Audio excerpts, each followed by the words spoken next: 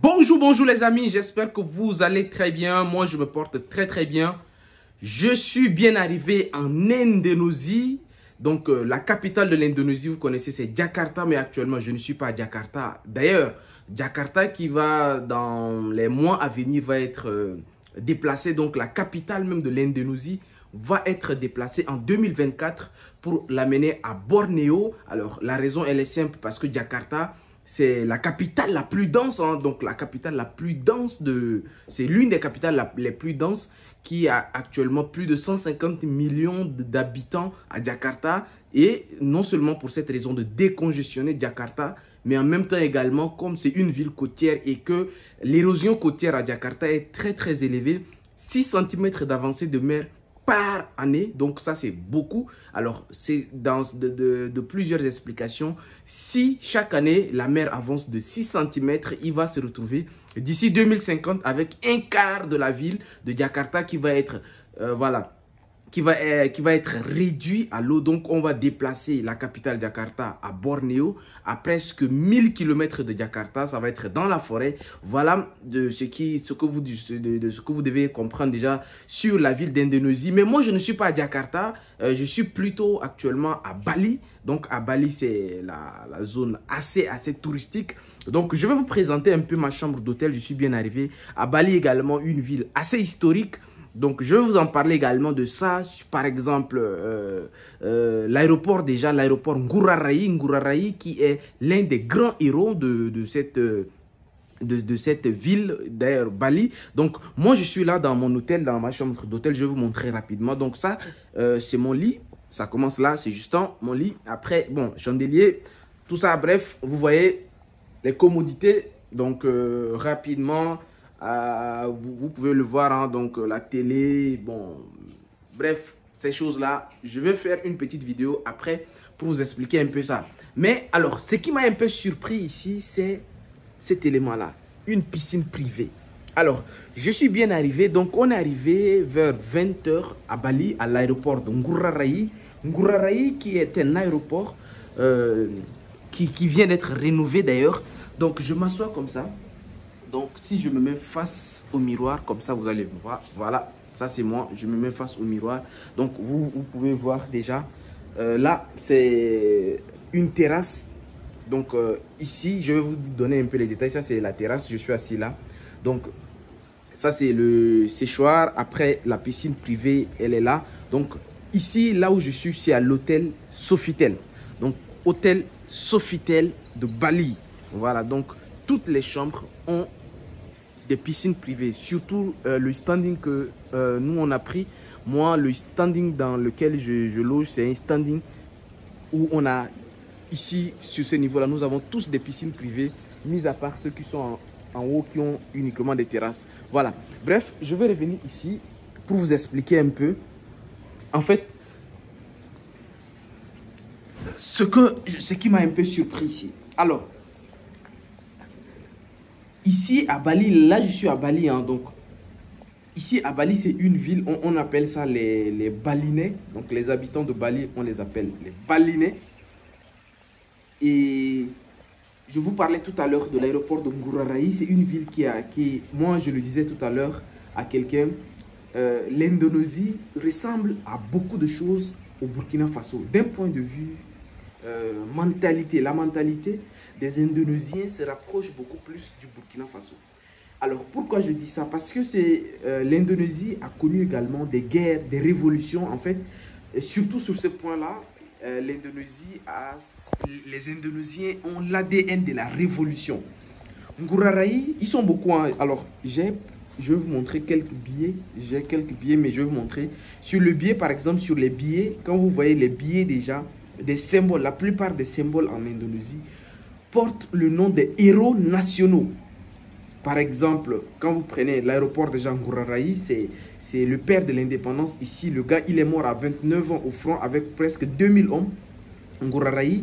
Donc, c'est un héros national. Mis à part lui-même, bien avant ça, c'est vraiment des héros. Alors, eux aussi, comme la plupart des pays, hein, ils ont également été colonisés. L'Indonésie a été également colonisée 2 fois, d'ailleurs 3 fois j'allais dire, parce que 2 fois par les Néerlandais et 1 fois par les Japonais. Donc, ils ont également été assiégés. Il n'y a pas que non, ils ont eu la chance. Non, non, ils se sont vraiment battus. Ils ont été assiégés également.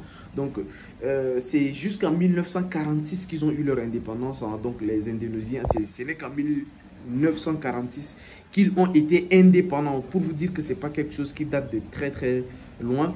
Mais, autre donnée quand même assez intéressante, l'Indonésie, c'est la plus grande archipel du monde actuellement. Alors, la plus grande archipel, pourquoi? Parce que c'est la combinaison d'à peu près 17 000 îles. Parce qu'il y a 17 000 îles en Indonésie. Donc, c'est constitué que par des îles. C'est ici que j'ai appris également que la Papouasie-Nouvelle-Guinée, c'est une des îles de l'Indonésie. Mais quelque chose que j'apprécie ici quand même, surtout comme un peu partout, c'est le tourisme développé ici à Bali. Donc, moi quand même, ce que je suis en train de voir, ce côté-là n'est pas assez développé en Afrique, le tourisme quoi. C'est-à-dire qu'il y a tout un système mis sur pied pour faire dépenser de l'argent aux touristes ici. Si vous arrivez à Bali, en fait, vous avez l'impression que vous venez d'arriver quelque part où on vous connaît depuis longtemps, vous êtes venu trouver une famille ici. Non, le système, on vous sourit partout.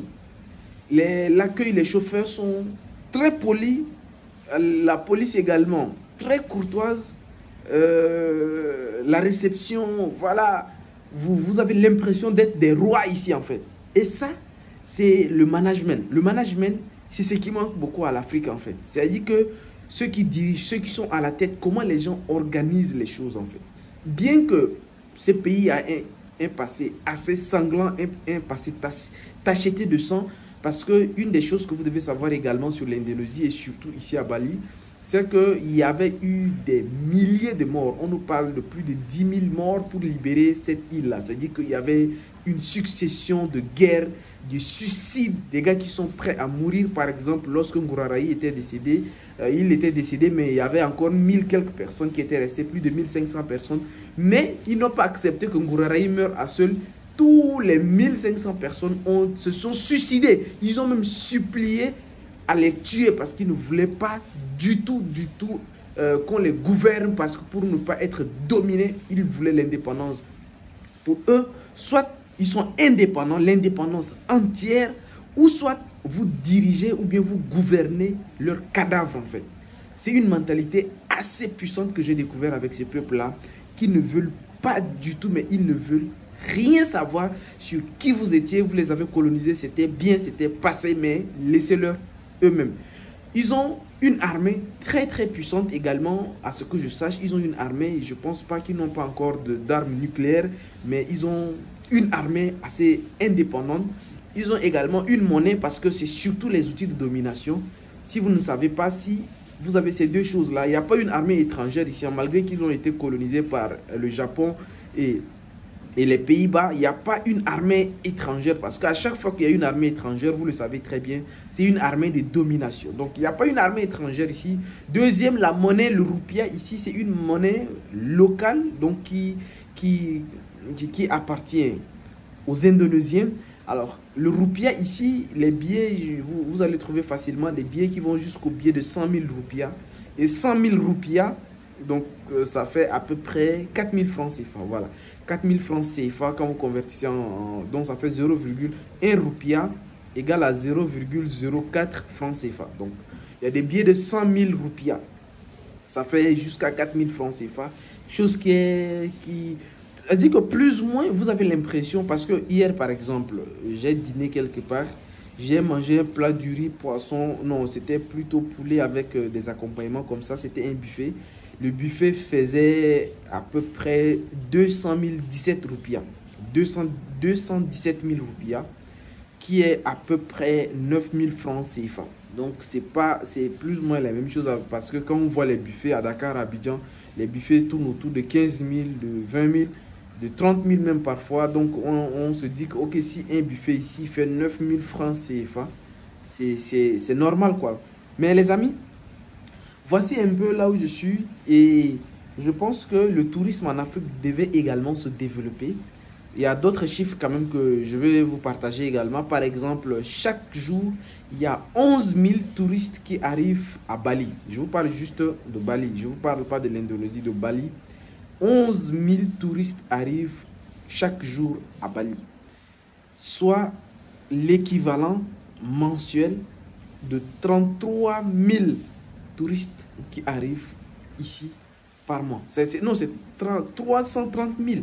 330 000 touristes par mois qui arrivent ici. Pour vous dire que le tourisme légal est très très bien développé et ça fonctionne plutôt pas mal. Donc voilà. Merci beaucoup d'avoir regardé cette vidéo. Je voulais juste vous montrer ça. On est ici pour des activités business. C'est assez intéressant. Je vais vous partager. D'ailleurs, il y a un système que je suis en train de mettre en place. Un système purement business que je vais vous partager dans les prochaines vidéos. Donc c'est un business que je l'ai fait et je l'ai testé. Je vois que ça marche un peu, donc il faut le développer. Et je vais vous partager ça dans les prochaines vidéos pour ceux qui veulent en savoir plus. D'ici là, portez-vous bien. Au revoir et ciao ciao.